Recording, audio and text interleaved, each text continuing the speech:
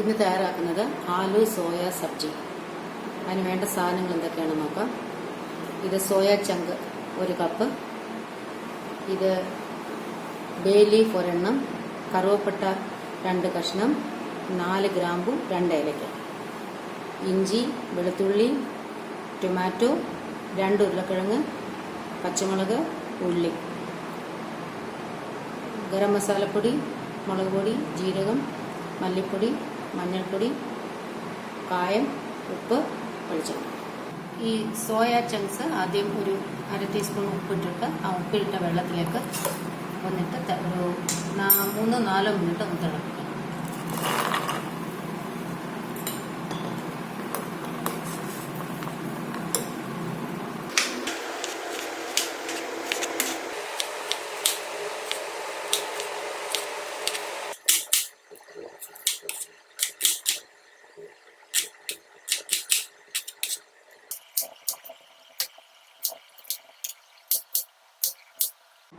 ഇതിപ്പം സോയ ചങ്ക് നല്ലപോലെ തിളച്ചു പതഞ്ഞു.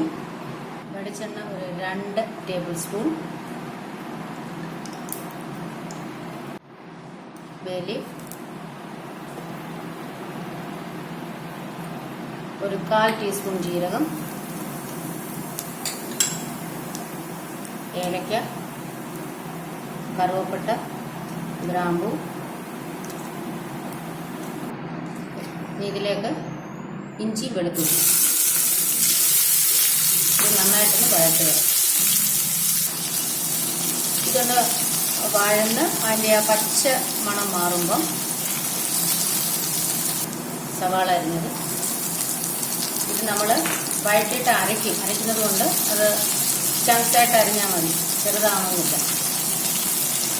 സവാളയും പച്ചമണം മാറണം, ബ്രൗൺ ആകരുത്, പക്ഷെ നല്ലപോലെ വഴന്ന് അത് സുതാര്യമാവണം.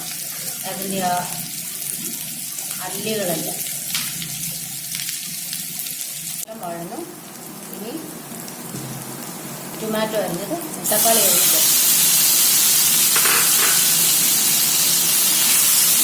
തക്കാളിയും ഉള്ളിയും കൂടെ ചേർന്ന് നല്ലപോലെ വഴന്ന് കഴിയുമ്പോൾ തണുപ്പിച്ചിട്ട് ഇത് അരയ്ക്കും. പിന്നെ അരയ്ക്കുമ്പം ഈ തേജ്പത്ത ബേ ലീഫ് മാറ്റിയിട്ട് അരയ്ക്കാവൂ. ഇനി വേറൊരു പാനിൽ കുറച്ച് എണ്ണ ചൂടാക്കി, ഒരു സ്പൂൺ എണ്ണ മതി, ധാരാളം വേണ്ട. ഈ ഉരുളക്കിഴങ്ങ് ഒന്ന് ചെറുതായിട്ടൊന്ന് വഴറ്റി കൊടുക്കാം. ഒരു കാൽ ടീസ്പൂൺ മുളക് പൊടി ഇട്ട് കൊടുക്കാം, ശകലം.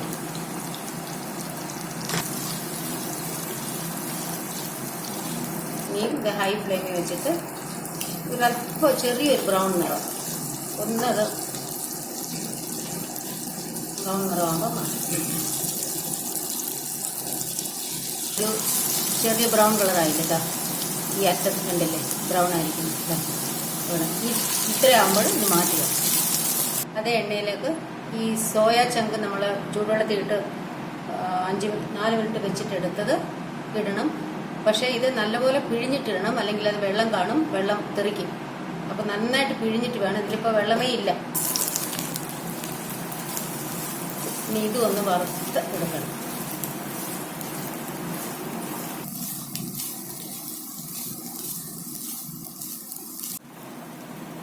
ശകലം എണ്ണ, 2 സ്പൂൺ എണ്ണ ഒഴിക്കുക, ഒരു ശകലം കായം, ഇനി അരച്ച മസാല.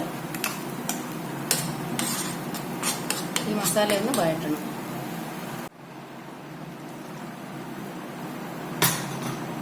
അരച്ച് വെച്ചിരുന്ന മസാല ചെറുതായിട്ടൊന്ന് വഴറ്റണം.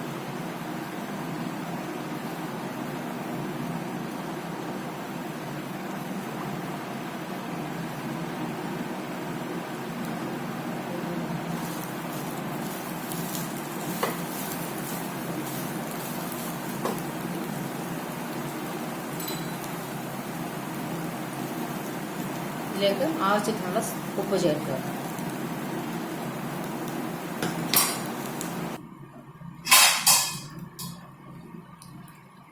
2 മിനിറ്റ് ഇതൊന്ന് അടച്ചു വയ്ക്കണം.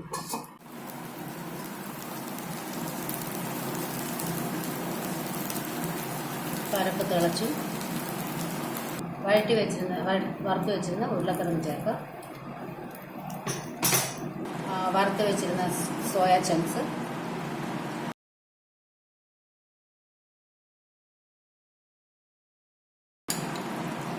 ഒരു ടീസ്പൂൺ മല്ലിപ്പൊടി, ശകലം മഞ്ഞൾപ്പൊടി, 1/4 സ്പൂൺ മുളക് പൊടി. എരിവ് കൂടുതൽ ആവശ്യമുണ്ടെങ്കിൽ കൂടുതലിടാം. ഈ നന്നായിട്ട് ഇതിൽ കിടന്നൊന്ന് വഴളണം. അരപ്പ് ചേർത്തു, മസാലപ്പൊടികളെല്ലാം ഇട്ടു. ഇനി കുറച്ച് വെള്ളം ഒഴിച്ചു. വെള്ളം ഇങ്ങനെ മേളിൽ കിടക്കണം. ഇനി ഇതൊരു 10 മിനിറ്റ് അടച്ചു വെച്ചിട്ട് വേവിക്കണം. ഉരുളക്കിഴങ്ങ് വെന്തിട്ടുണ്ട്. ഇനി ഇത് നല്ലപോലെ ഒന്ന് വറ്റിച്ചെടുക്കണം.